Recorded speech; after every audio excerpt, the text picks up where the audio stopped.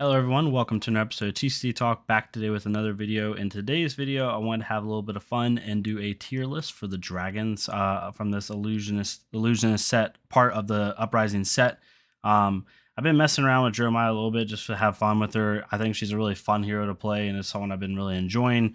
I'll eventually be coming out with a deck tech on her hopefully this week, so be on the lookout for that, of like what my initial thoughts are of the deck. But the dragons have been super fun. I ended up pulling 2 Necria Marvels, 2 Uvia Marvels, and then 1 Dominia Marvel, which I have right here. It's been really fun, really enjoyable, and overall, I've just been having a lot of fun with the set. So I'm gonna get right into it, get into the tier list. If you want to, be able to contribute more to the videos and what type of videos we're going over, please join the Discord in the description below. We'd love to have you, whether you're a new player, seasoned player, ninja player, whatever you are. It doesn't matter. Definitely join us. But yeah, getting right into it. This isn't necessarily like high competitive tier lists. I am going to be kind of looking at it from a competitive sense. But as time goes on, I think what dragons are useful really is going to be meta dependent, which is why I think the dragons are really cool. Because yes, there are a couple dragons I think in here that are just game breaking depending on what you're doing, but I think that certain dragons are going to be better in certain play styles, and we'll kind of talk about that as we go into it. The first one we have here is Asvalai. I'm just going to refer to as her with all of these. Her ability is, I put her in A tier. So her ability is when she attacks, basically she deals 1 instance of arcane extra on top of her 2 physical. Really solid dragon, nothing crazy about her. It's just when it attacks, you may have it's a him, deal 1 arcane damage up to any 2 targets. I'm just referencing and making sure I get it right. Just a really solid dragon, right? It doesn't cost hardly anything to play. It has 3 health, so it's going to take an okay attack in order to take him down. It attacks for 2. Just overall, like, really solid dragon. Nothing too much to say about it. You might end up putting it in B tier because it doesn't really play to a certain win condition, but it is 0 cost, which does help. So because of that, I put it in the A tier, just a really solid dragon. You then have Dromai. I think Dromai again is also A tier. I think if you play a build where you need more action points, so basically she says whenever she attacks or enters the field, you gain action points. So if she already has go again and they don't pop her, you basically go up to 2 action points. This is really good. The end of a chain. I've had a buddy play this where like he attacked with this dragon with Dromai first, and then went with 2 like no go again phantasm attacks from the set. So definitely some use case with Dromai. I think with the right build, it goes into S tier depending on what you're trying to do. But again, just a really solid A tier dragon. Domina is I think one of the better dragons in the set. Basically, Domina reads whenever Dominia attacks a hero, reveal the top card of your deck. If it's a red card, look at their hand and banish a card from it. This card's really nice because it costs 4 to play. It only has 4 life and it attacks for 4, but you're getting rid of a card from their hand most of the time because in Dromai with most builds, you're looking at probably 45 reds, 45 to 48 reds in a 60 card deck, depending on the deck. I would say 45 is a safe number. So the odds of you hitting a red card is super high. You're attacking for 4 and you banish a card from their hand. So like even if they block it out, like they block and it hits the 4 breakpoint. So you attack, you reveal a red, you banish a card. If they block with 2 cards from hand, they only have 1 card left, and the likelihood of them being able to take her out, if it's not Briar, who's like has a lot of 0 for 4s, you're probably gonna keep her, Dominia in the field. So really good dragon, one of my favorite ones in the set. Only costs 4 to play, which really isn't that much. It is a heavy red deck with Dromai, so if you use like a Flame Scale Furnace turn, or you just have one of your blues in hand, you play her from Arsenal or something, super strong, pretty nutty. This one, Dracona Optimi, this is gonna be the weird one. So if you look at this dragon in just a nutshell, right? Like how good is this dragon by itself is like in a vacuum, not talking about like how the deck's built or anything. Like this is the most powerful dragon because it's essentially a 6 for 12, and then it has 6 life and you gotta get rid of it. It's really good, but it's very interesting one, and I'm gonna put it in B tier only because it costs 6 to play. You basically have to have 2 blues in hand because, like, the way Dromai works with all, like I said, having around 45 reds, the odds of having 2 blues in hand while also having this card in hand or an arsenal is a little bit difficult.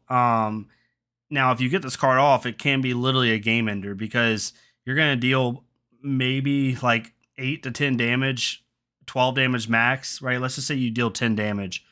They try to block it out. It stays on the field. Like they basically, in order to be able to kill it the next turn, they have, unless it's Guardian, they have to be able to um basically take the damage. They can't really do anything about it because if they block out, they won't have enough offensive power to kill it the next turn. So because of that, it's really, really powerful. Maybe it's at the bottom of B tier, but it's just really hard to get off. But I had a buddy he uses one of these just for end game. Like if I get to like 5, 6 health, he arsenals Dracona Optimi like halfway through the game and then plays it at the end of the game as like a closer. So can be really good for that. Kyloria is honestly, in my opinion, for what it is and what it does and how much it costs, it's the best dragon in the set. Like by far, best dragon in the set. When it hits a hero, gain control of an item they control, or if they don't have an item, if you can't gain an item this way, you draw a card. So it's basically a 1-cost snatch with Go Again, because if you play a red card, you get Go Again. Dragons get Go Again. So it's basically a Go Again snatch every time it attacks, right? And it attacks for 4. So it hits the break point, and it only has 2 life, so it's pretty easy to kill, but it's one of the best cards. Like, it's pretty much forcing an auto block out of them if they don't want you to draw a card. If you attack with this dragon first and it has Go Again, then basically you're playing a snatch at the beginning of your turn with Go Again. Just one of the best dragons in the set, in my opinion. Really, really, really good, and honestly, probably my favorite dragon. Rajai is another S tier.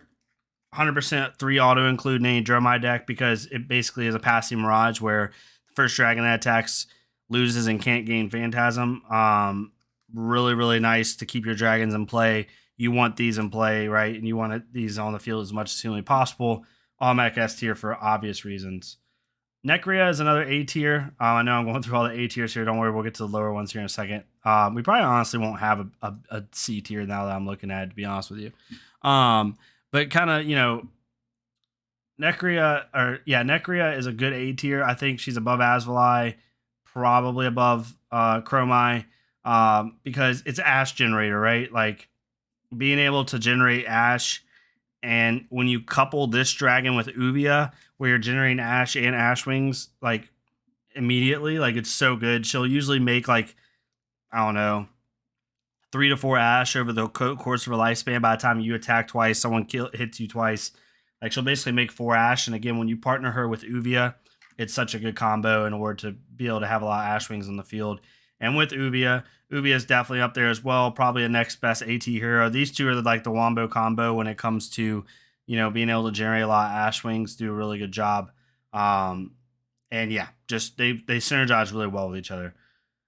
Then you have Tomotai. Tomotai is interesting, really good. It kills equipment, right? But it's so hard to get off, and it doesn't stay on the field very long. If you're playing a certain hero, then this immediately goes up. But in a nutshell, I just don't like it as much. But if you're playing like a ninja, you just kill their mask. Like super, super nice, right? That's really, beneficial for you to be able to do. But I put it in B tier just because I think it has a really good effect, but I don't think it plays into what you're trying to do with Dromai a ton. But it all depends on hero. If you're playing like a ninja or even a guardian with crown of seeds, you're gonna put it up here. But then against guardian, you're probably gonna get popped anyway. So like, what's the point?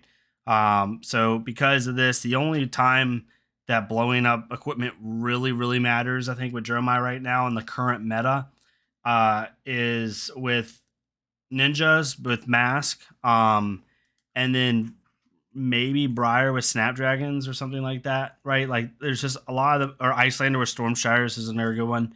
But overall, like it's not as game breaking, and for the amount of cost you have to have with it, it just isn't worth it. Then you have Themai. Themai is really cool, but again, just B tier. Its use case isn't as crazy as it could be. Definitely are better dragons in the set overall. Not that it's a bad dragon at all. It's just not as useful. Same thing with Vince. I can never say his dragon's name. Vincerkai. Basically, it only has 1 health, but it attacks for 6, and if it hits, it deals an additional 3 arcane. So you're basically forcing a 2-3 card block from somebody in order to kill it the next turn. So it can be used to stall people, but because it's so easy to kill, and like no one's gonna let this hit because why would I'll just block with 2 cards, kill it next turn, maybe attack one more time. Like you're not going to get its effect very often, basically, and it only has 1 health, which for most decks in the format right now, super easy to beat. And then you have Yinderkai.